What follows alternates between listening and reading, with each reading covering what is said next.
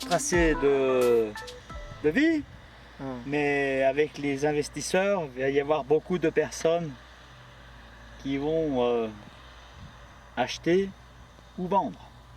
D'accord.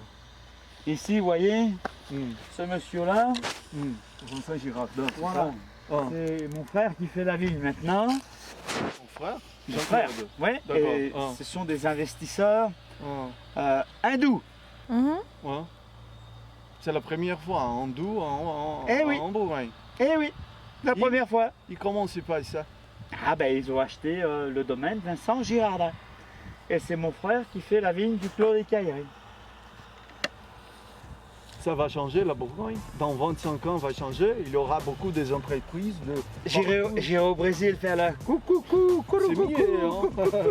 Non, mais c'est compliqué, non? Il y a beaucoup des investisseurs étrangers qui sont intéressés ici. Hein? Eh oui. C'est comme ça. On n'y peut rien. Et votre frère travaille pour lui, il est parcelle. Ah, ses parcelles sont à lui et mes parcelles sont à moi. Ah, d'accord. Votre parcelle est où? Et au-dessus, moi. Vous voyez, ça c'est le Clos des Cailleries. Et ici, ce sont les Cailleries. D'accord. D'accord. Et ici, ce sont les Changuins. D'accord. Vous n'avez pas les Changuins? Ah non. D'accord. Ouais, Chaumet, Baudriotte. C'est très bon. Très bon. C'est presque un grand fruit. Hein. C'est un grand secret. Très bon. Il est rouge, je crois aussi que les rouges des domaines sont bons. Baudriotte, Clos de la Baudriotte, Clos Saint-Jean, Morgeau. Et comment elle travaille, l'élevage, le fût neuf? Oh, c'est à peu près 30-35% de fût neuf sur chaque appellation.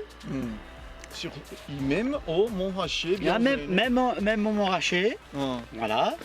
Et si vous voulez, bon, c'est, on va dire, un petit peu différent, vous voyez, de la taille pour les vins blancs que pour les vins rouges. Donc on fait très peu de bâtonnage.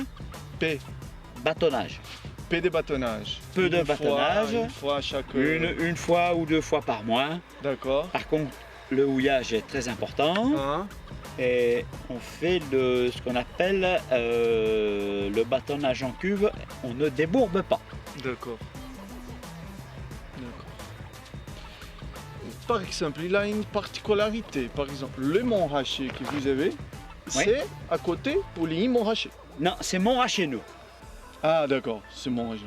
Montrachet, c'est Puligny, le Montrachet, d'accord. Chassagne. Et vous avez Montrachet. Ouais. C'est très intéressant parce que c'est un domaine qui a beaucoup de vignes à Chassagne-Montrachet. Exactement. C'est très intéressant. Voilà. Et le fleuve a le contraire. Voilà. Il a le Montrachet. Et la fonte, c'est pareil. Mais il y a une subtilité, une finesse qui je crois, qui fait le Montrachet de domaine renommé à part. Ah non. Il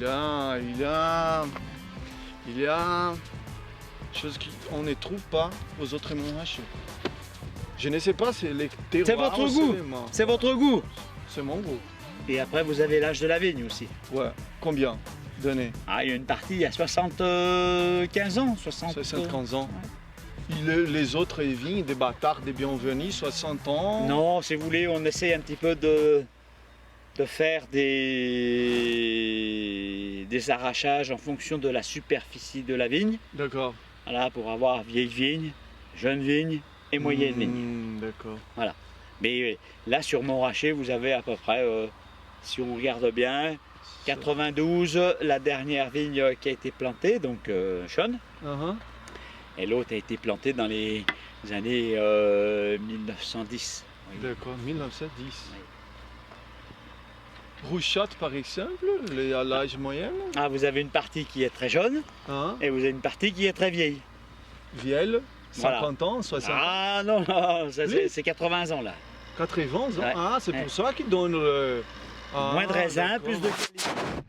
Et vous avez la partie jeune vigne, donc qui donne un petit peu plus de raisin, moins de qualité. Je commence à comprendre les différences. Hein. Eh oui. Merci.